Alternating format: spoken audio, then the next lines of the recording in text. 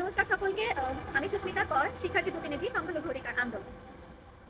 একটু বড় হলেও ভিডিও বিবৃতিটা আপনারা কষ্ট করে এড়িয়ে যাবেন না, সম্পূর্ণটা দেখবেন। আপনারা ইতিমধ্যে অবগত আছেন বেশ কিছু বিষয়, আমি ছোট করে একটু সামারি করব। বিগত 5ই আগস্ট পূর্বের ফ্যাসিবাদী স্বৈরাচারী সরকার পতনের পর আমরা দেখেছিলাম দেশের বিভিন্ন অঞ্চলে সংখ্যালঘু সম্প্রদায়ের উপর হামলা নির্যাতনের ঘটনাগুলো শিক্ষার্থীদের নেতৃত্বে 9ই আগস্ট থেকে সংখ্যালঘু অধিকার আন্দোলনের যাত্রা শুরু হয় এবং এখানে আমরা গুরুত্ব দিয়েছিলাম তরুণ নেতৃত্বকে। তরুণ নেতৃত্বের মাধ্যমে যখন শাহবাগে 8 দফা দাবি পেশ করা হয়, শিক্ষার্থীদের প্রণীত 8 দফা দাবি পেশ করা হয়, আমরা সেখানে আপামর জনসাধারণের একটা ব্যাপক সমর্থন পেয়েছিলাম। আমাদের শিক্ষার্থীদের পেশ করা 8 দফা যেন সাধারণ মানুষের অস্তিত্বের লড়াই বা প্রাণের দাবি হয়ে উঠেছিল। সেই 8 দফার সমর্থন জানিয়েছিল দেশের সংখ্যাগরিষ্ঠ কিছু যারা সুস্থ মানসিকতা, যারা বোঝে যে আমাদের আন্দোলনের যে মূল দাবিগুলো ছিল সেগুলো কতটা যৌক্তিক, তারা আমাদের সাথে তখন সহমত পোষণ করেছিল। আমরা দেখেছিলাম সেখানে সহমত পোষণ করতে বৈষম্য বিরোধী ছাত্র আন্দোলনের সমন্বয়ক থেকে শুরু করে উপদেষ্টা মণ্ডলীকেও আমরা শুনেছিলাম। তখনকার সময়ে আন্দোলনের যে টাইমটার পিরিয়ডটা ছিল, সেখানে বিভিন্ন উপদেষ্টা আমাদেরকে বলেছিল আমাদের প্রত্যেকটি দাবি যথেষ্ট পরিমাণ যৌক্তিক। এখন মূল বক্তব্য যেটা আমি বলতে চাচ্ছি, আমাদের আন্দোলনের মধ্যে আমরা বেশ কিছু মেসেজ আপনাদের মাধ্যমে তুলে দিতে চাচ্ছি। সেটা হচ্ছে, প্রথমত 8 দফা দাবি ছিল শিক্ষার্থীদের প্রণীত 8 দফা, কিন্তু আমাদের এই 8 দফা কিন্তু শিক্ষার্থীদের জন্য ছিল না, এটা সম্পূর্ণ 8% সংখ্যালঘু সম্প্রদায়ের জন্য 8 দফা দাবি ছিল। একই সাথে আমরা আরো বলবো, 8 দফা দাবিতে আমাদেরকে সবচেয়ে বেশি সাহায্য করেছে আমাদের সংগঠকরা, বিভিন্ন সংগঠনের নেতৃবৃন্দ। আমাদের শিক্ষার্থীদের 8 দফাকে তারা জেলায়, উপজেলায়, পাড়া মহল্লায়, এলাকায় ছড়িয়ে দিয়েছে। 8 দফাকে, 8 সংখ্যাটাকে প্রত্যেকটা সংখ্যালঘু সম্প্রদায়কে চিনিয়েছে। প্রত্যেকটা সংখ্যালঘু সম্প্রদায় এখন জানে যে সংখ্যালঘু সম্প্রদায়ের দাবি মানে 8 দফা। তারা 8 দফা নিয়ে কাজ করে এবং বিভিন্ন মতভেদ থাকার পরেও প্রত্যেকটা সংগঠন এখন 8 সংখ্যাটা নিয়েই কাজ করতে চায়, যেটার কারণে আমরা প্রত্যেকটা সংগঠনের কাছে আন্তরিকভাবে কৃতজ্ঞতা প্রকাশ করতেছি। অ্যাট দ্য সেম টাইম সেখানে সবচেয়ে বেশি গুরুত্বপূর্ণ রোল প্লে করেছিল আমাদের সাধু সন্ন্যাসীরা। মঠমন্দির থেকে ফিরে এসে তাদের নীতিমালার বিরুদ্ধে গিয়েছেন। বিভিন্ন ধর্ম প্রতিষ্ঠানের নীতিমালার মধ্যে এটা অন্তর্গত যে কোনো সাধু সন্ন্যাসীরা রাজনৈতিক কোনো সমাবেশে বা আন্দোলনে বা সামাজিক কোনো আন্দোলনের সাথে যুক্ত হতে পারবে না। তবুও আমাদের সাধু সন্ন্যাসীরা সেই নীতিমালাকে উপেক্ষা করে আমাদের অস্তিত্ব টিকিয়ে রাখার জন্য, আমাদের নেতৃত্ব দিতে, আমাদেরকে গাইডলাইন দিতে, পরামর্শ দিতে, সুপরামর্শ দিতে আমাদের সাথে আন্দোলনে যুক্ত হয়েছে এবং আমরা সেই সাধু সন্ন্যাসীদেরকেও এখন স্মরণ করছি। অ্যাট দ্য সেম টাইম আমরা এই কথাটাও বলবো যে আমরা 9ই আগস্ট আন্দোলন শুরু করেছিলাম। আপনারা সকলেই জানেন সামনে 9 ফেব্রুয়ারি আসতেছে, অর্থাৎ আমাদের 9 আগস্ট থেকে 9 ফেব্রুয়ারি একটা দীর্ঘ সময়, মোটামুটি 6 মাস, হাফ ইয়ার, অর্ধেক বছর শেষ একটা আন্দোলনের জন্য। অথচ বলতে হয় যে কোনো ধরনের ঘোষণা পদক্ষেপ সরকার পক্ষকে গ্রহণ করতে দেখা যায় না। আপনাদের মনে 2 দিনের প্রশ্ন থাকতে পারে যে সংখ্যালঘু অধিকার আন্দোলন তথা আমি নিজেও ভিডিও বিবৃতির মাধ্যমে এর আগে সম্মিলিত সমাবেশে ডাক দিয়েছিলাম। আপনারা বলতে পারেন যে তাহলে কি আপনারা সম্মিলিত সমাবেশে ডাক দিয়েছিলেন বা বিভিন্ন সমাজ সমন্বয়ের সাথে বসেছিলেন, উপদেষ্টার সাথে বসেছিলেন, লাভ কি হয়েছে? Exactly that's the point. 6 মাস ধরে আমরা সরকারকে সময় দিয়েছিলাম। আমাদের 9 আগস্ট আন্দোলন শুরু হওয়ার পরে 13ই আগস্ট ডক্টর মোহাম্মদ ইউনূস স্যার আমাদের 6 জন শিক্ষার্থী প্রতিনিধির সাথে বসেন। উনি বলেছিলেন 8 দফা দাবি যৌক্তিক, আমরা এই বিষয়ে কাজ করবো, আমাদের কিছুটা সময় দাও। দেশের সকলের সমস্যার সমাধান হচ্ছে, শুধুমাত্র সংখ্যালঘু সম্প্রদায়ের সমস্যার সমাধান হচ্ছে না। This is the point. আপনারা যতটুকু এই বিষয়ে কথা বলতে পারেন তার থেকে বেশি ক্ষোভটা আমাদের, বেশি প্রশ্নটা আমরা করতে পারি যে আমরা সম্প্রীতি সমাবেশ করেছিলাম, সম্প্রীতির ডাক দিতে লাভ কি হয়েছে? লাভ যখন হয় নাই তখন আমরা আবার রাজপথে নামব। লাভ যখন হয় নাই তখন আমরা আবার আন্দোলনের ডাক দিব। লাভ যখন হয় নাই আমরা আবার কর্মসূচি ঘোষণা করব। প্রশ্ন সংখ্যালঘু সম্প্রদায়ের উত্তর দিতে বাধ্য সরকার, উত্তর দিতে বাধ্য উপদেষ্টারা, উত্তর দিতে বাধ্য আমাদের ভাইয়া পার্টিরা। আমি কথাটা এভাবেই বলতেছি, ভাইয়া পার্টিরা বা সমন্বয় ভাইয়ারা, আমাদের শ্রদ্ধেয় ভাইয়ারা ক্ষমা করবেন। কিন্তু বারংবার দফায় দফায় মিটিং করার পরেও সংখ্যালঘু সম্প্রদায়ের কিন্তু কোনো সমস্যার সমাধান হয় নাই। আইনজীবী আলী হত্যা হলো, এরপরে যারা আমরা ওই সময় নিজেরাও বলেছি যে যারা দোষী তাদেরকে বিচারের আওতায় আনা হোক। যারা দোষী তাদেরকে বিচারের আওতায় আনতে গিয়ে আপনারা কোনো রকম তদন্ত ছাড়াই আমাদের চট্টগ্রাম বান্ডেল কলোনি, যেটা বলা হয় হরিজন সমিতি, হরিজন পক্ষ লিখে একগাদা লোকের বিরুদ্ধে মামলা করে বসে ধরে দেন। কেন? What's the reason? হ্যাঁ, যারা দোষী আমরা তাদেরকে বের করতে পারি। শুধু এটা না, আমাদের ওইখানকার কোতোয়ালি থানার এসি থেকে শুরু করে বিভিন্ন মানুষকে প্রেশারাইজ করা হয়েছে যে আপনারা আপনাদের যাদের বিরুদ্ধে আমরা মামলা করেছি তাদেরকে বলেন আমাদের তালিকা আমাদের হাতে তুলে দেন, না হলে আমরা যাকে পাবো তাকে তুলে নিয়ে যাবো। এটা কেমন ধরনের কথা? এইটা কেমন ধরনের অভিযোগ? পাশাপাশি আমরা এটাও দেখছি যে চিন্ময় প্রভুকে আটক করা হয়েছে, ঠিক আছে, আপনারা বলতেছেন উনি দোষী, আপনারা সেটার যথাযথ প্রমাণ কেন পাবলিকের সামনে আনতেছেন না? উনি যদি দোষী হয়ে থাকে আপনারা আমাদেরকে দেখান যে আমরা এই কারণে এই সকল প্রমাণের ভিত্তিতে আমরা ওনাকে দোষী সাব্যস্ত করতেছি, পাশাপাশি মানে ওনার বিরুদ্ধে যথেষ্ট স্ট্রং অভিযোগ আছে। আপনারা যদি ওনার দোষ তুলতে না পারেন তাহলে তো আমরা এটাই বলবো 8 দফা দাবির সাথে উনি সংযুক্ত হয়েছিলেন, 8 দফা দাবির প্রতি সমর্থন জানাইছিলেন, হিন্দুদেরকে একজোট করছিলেন, সেই কারণে আপনারা ওনাকে তুলে ধরছেন। নাও দ্য ফ্যাক্ট ইজ, আপনাদেরকে আমরা ক্লিয়ার কাট একটা কথা বলি, সেটা হচ্ছে সংখ্যালঘু সম্প্রদায় বরাবরই রাজনীতির মানে একটা যে গেম হয়, মানে পলিটিক্যাল যে ফুটবল খেলার রেসের মধ্যে এক পক্ষ আরেক পক্ষের কাছে আমাদেরকে মানে ফুটবলের মতো পাস করতে থাকে এবং আমরা সবসময় একটা ট্রাম্পার হিসেবে ইউজ হই। আমরা সেই রাজনীতির ওই রোশনালে আর পিষতে রাজি না, বিশ্বাস করেন পিষতে আমরা আর রাজি না। বিগত 53 বছরে আওয়ামী লীগ বিএনপি কে আমাদের জন্য কি করছে আপনারা দেখান। আমরা কেন কোনো সরকারি দলের হয়ে বা বিরোধী দলের হয়ে কাজ করবো? আমাদের কেউই কখনো কোনো ধরনের অতিরিক্ত সুযোগ সুবিধা দেয় নাই।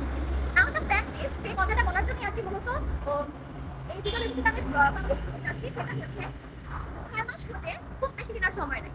আমরা আজকে থেকে কাউন্ট শুরু করব, দিবস গণনা শুরু হবে, কর্ম দিবস বা হচ্ছে কতগুলা দিন আর বাকি আছে 6 মাস হতে, সেই জিনিসটা আমরা এখন থেকে লক্ষ্য করবো। এবং এর মূল কারণ হচ্ছে আপনাদেরকে জানায় রাখা যে সংখ্যালঘু সম্প্রদায় 8 দফা দাবি পেশ করেছিল, তার 6 মাস হতে চললো, আপনারা কিছু করেন নাই। মাননীয় অন্তর্বর্তীকালীন সরকার, ঘুম থেকে উঠুন, দয়া করে জানুন সংখ্যালঘু সম্প্রদায় দেশে ভালো নাই। এটা fact, this is the fact. আপনাদের বিভিন্ন কারণে আমরা সংখ্যালঘু সম্প্রদায় নিরাপত্তাহীনতায় ভুগতেছি, যার কারণে আমরা নিজেদেরকে সংখ্যালঘু বলে দাবি করতেছি। আমাদের নাগরিকতা হচ্ছে না, নিরাপত্তা নিশ্চিত হচ্ছে না। যে হরিজন সম্প্রদায়ের নাগরিক কমিটিতে দেখলাম যে সেদিন হরিজন এবং তফসিলি সম্প্রদায়ের জন্য সেল গঠন হলো, অথচ ঢাকার বিরোধী জেলায় যে সেটাচারী শাসনামলে নিরপরাধ পরিচয়ের মামলা করা হয়েছিল, তাদের মামলা কিন্তু নিষ্পত্তি আপনারা করার নাই। আপনারা কিন্তু তাদেরকে ট্রাম্পার হিসেবে ইউজ করতেছেন, তাদেরকে আপনারা ব্যবহারই করতে চাচ্ছেন, তাদের জন্য কাজ করে তারপর তাদেরকে দলে টানার চেষ্টা করা। এটা হচ্ছে প্রথম কথা। দ্বিতীয় কথা, যাদের বিরুদ্ধে মামলা দায়ের করেছেন তাদের মামলা থেকে নিষ্পত্তি দেন। তৃতীয় কথা, 8 দফা দাবির বাস্তবায়ন করে। এখন আমাদের লাস্ট আমি আমাদের কমিউনিটির মানুষের কাছে আমাদের কাছে কিছু সময়ে অনেকে কাজ করেছে, যাদের অনেককে আমরা সাথে এখন পাচ্ছি না। তাদেরকে বলবো, আপনারা আপনাদের আমার উপর বা সংখ্যালঘু অধিকার আন্দোলনের উপর নানাবিধ অভিযোগ থাকতে পারে। অভিমান এবং অভিযোগ কেউ কোনো মানুষই অভিযোগের ঊর্ধ্বে না, আমরা প্রত্যেকে ভুল করতেই করি। আমি নিজে সেই কারণে হাত জোড় করে সকলের সামনে ক্ষমা চাইছি। সাধারণ সংখ্যালঘু সম্প্রদায়ের কাছে বলতেছি, এই ভুলটাকে আমিও করতে পারি, সেই ব্যাপারে কোনো ধরনের কিছু মানে দ্বিমত নাই। বাট দ্য থিং ইজ, এখন যদি আমরা দোষ ত্রুটির বিচার করতে বসি, সেক্ষেত্রে আপনার আমার মানবাধিকারের জন্য সাধারণ সংখ্যালঘু সম্প্রদায় সাফার করবে। কারণ আপকামিং ফেব্রুয়ারি মাসে দুইটা রাজনৈতিক দল আওয়ামী লীগ আমাদেরকে দেখছি পুরো মাস জুড়ে কর্মসূচি দিয়ে আছে, বিএনপিও বলতেছে আমরা ফেব্রুয়ারি মাসে নামবো না, আজকে থেকে দুই দলের রেশারেশির কারণে আবার সংখ্যালঘু সম্প্রদায় বলে কথাটা হবে। This is the fact. কিন্তু আসছে আপনি দেখতেই হবে, সেই কারণে এটা আমার বিনীত অনুরোধ আপনাদের কাছে যে যার যার মান অভিমান সেগুলোকে আপাতত সাইডে রেখে আমরা সবাই আবার একসাথে রাজপথে নামব। সামনে শুক্রবার 31 জানুয়ারি আমরা কর্মসূচি ঘোষণা করতেছি। কি কর্মসূচি ঘোষণা করতেছি? 9 ফেব্রুয়ারি দিন গোনা, 6 মাস হবার দিন গোনা কর্মসূচি। আমরা ওয়ার্নিং পাঠাচ্ছি যে আমাদের 6 মাস হতে চললো, আপনারা এখন পর্যন্ত 8 দফার 29 সভার কর্মসূচি গ্রহণ করেন। আমরা আবার মানববন্ধনে দাঁড়াবো প্রেস ক্লাবে বিকেল 3টায় এবং দিস ইজ দ্য স্টার্টিং। 31 জানুয়ারি থেকে টানা 7 ফেব্রুয়ারি পর্যন্ত বিভিন্ন জায়গায় আমরা ঢাকায় কর্মসূচি করব। রিমাইন্ডার হিসেবে যে এতগুলো দিন আর বাকি আছে 6 মাস হতে, এরপরে শুক্রবার 7 ফেব্রুয়ারি আমরা সকলকে উদ্দেশ্য করে জানান দিচ্ছি যে আমরা 7 ফেব্রুয়ারিতে বৃহৎ আকারে ঢাকায় মানববন্ধন কর্মসূচি ঘোষণা করছি। এবং 9 ফেব্রুয়ারি 6 মাস পূর্তি হওয়ার পরেও যদি 8 দফা নিয়ে কোনো ধরনের কর্মসূচি গ্রহণ না করা হয়, সেক্ষেত্রে আমরা চাইছি, আমি অন্তত সংখ্যালঘু অধিকার আন্দোলনের পক্ষ থেকে শিক্ষার্থী প্রতিনিধি যারা এখন পর্যন্ত আমার সাথে কাজ করে আসতেছে, সেখানে এটা যদি সংখ্যায় 10 হয় 10, সংখ্যা যদি 100 হয় 100, আমরা সকলে মিলে অনশন কর্মসূচিতে যাব। শিক্ষার্থী প্রতিনিধিরা অনশন কর্মসূচিতে যাবে 9 ফেব্রুয়ারি 6 মাস হওয়ার পরে। আপনাদেরকে 6 মাস সময় দেওয়া, অন্তর্বর্তীকালীন সরকারকে 6 মাস সময় দেওয়ার পরে যদি কোনো দৃশ্যমান পদক্ষেপ গ্রহণ না করা হয়। এবং একই সাথে বলতেছি, এই অনশন কর্মসূচি আমরণ অনশন কর্মসূচি হবে। যতদিন না আমরা 8 দফার বাস্তবায়ন না দেখতেছি, আমরা সেটা বুঝবো না। এই ভিডিওর ভিত্তিতে আপনাদের সকলের কাছে পৌঁছানোর একটাই কারণ, আপনাদের বিভিন্ন ধরনের প্রশ্ন ছিল আমাদেরকে নিয়ে। প্রশ্ন খেলার আমরা অনেক সময় পাবো, this is not the time. এখন সেই সময়টা নাই, এখন কিছু করার সময়। কারণ অনেকগুলো দিন হয়ে গেছে আমার ভাইয়েরা জেলখানার ওপারে, দিন হয়ে গেছে আমার ভাইদের যারা শিকার হয়েছে তাদের পরিবার তাদের সন্তানকে দেখে নাই। অনেকগুলো দিন হয়েছে পরিজন হয়ে গেছে, আমরা আমাদের সেই ন্যায় বিচারগুলো এখন পর্যন্ত পাই নাই। আমাদের উত্তরবঙ্গে সেদিনও দেখলাম পঞ্চগড়ের দেবীগঞ্জে একটা ঝামেলা হয়েছে। তো রেগুলার এটা হয়ে যাচ্ছে যে আমরা সরস্বতী পূজা বিভিন্ন বিশ্ববিদ্যালয়ে আমাদের ব্যানার ছিটে ফেলা হয়েছে। আমরা সরস্বতী পূজা এখন আমাদের পাবলিক ভার্সিটি, আমি নিজে একটা মহিলা কলেজ স্টুডেন্ট, আমাদের 6টা শিক্ষা ভবন, একটা পাঁচটা তারপরে হচ্ছে 6টা হল থাকার পরেও, একটা প্রিন্সিপাল ভবন থাকার পরেও আমাকে আমার ক্যাম্পাস থেকে ছুটতে হয়, আমাদের প্রার্থনা কক্ষের জন্য রুম নাই। আমাদের সামনে সরস্বতী পূজা, অথচ ম্যাক্সিমাম প্রাইভেট ইউনিভার্সিটিগুলোতে যেগুলোতে বিগত বছরগুলোতে ফান্ড দেওয়া হতো সরস্বতী পূজার জন্য, তারা ফান্ড দিচ্ছে না। প্রাইভেট ইউনিভার্সিটিগুলো কাওয়ালি গানের কনসার্টের অনুমতি দেয়, অথচ সরস্বতী পূজায় অডিটোরিয়ামে করার অনুমতি দিচ্ছে না। তো এই ডিসক্রিমিনেশনটা আমরা ফেস করতেছি, চাই আমাদের আবার সংঘবদ্ধ হতে হবে, আবার একসাথে রাজপথে নামতে হবে।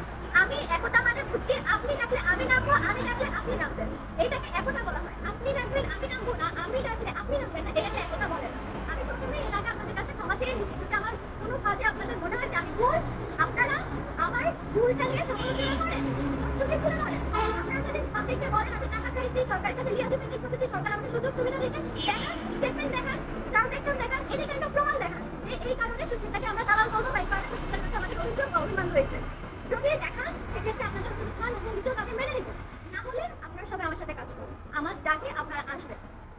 জাতির স্বার্থে কাজ করতে হলে আমাদের সকলকে একসাথে নামতে হবে। সেই কারণে বলতেছি আপনাদেরকে যে দেখা হবে রাজপথে, কথা হবে স্লোগানে স্লোগানে, হিন্দু বৌদ্ধ খ্রিস্টান আদিবাসী, মেসেজটা সকলের জন্য।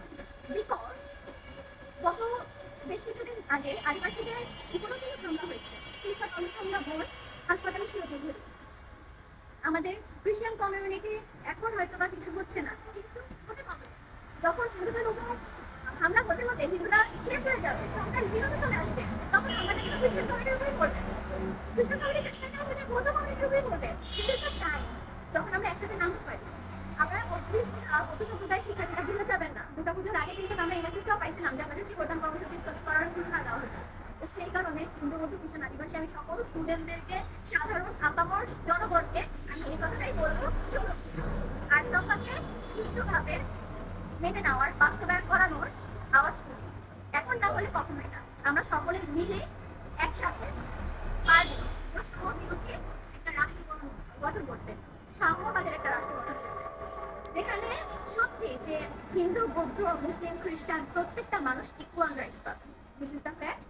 আমার যে কোনো ধরনের ভুল ত্রুটির জন্য আমি আরও একবার ক্ষমা চাইছি। দেখা হবে শুক্রবার বিকাল 3টায় এবং এরপর থেকে রেগুলার আমাদের আপকামিং আপডেট সব পেজে দেওয়া হবে। আপনারা আমাদের পেজের সাথে কানেক্টেড থাকবেন। ধন্যবাদ সকলকে। শুভরাত্রি।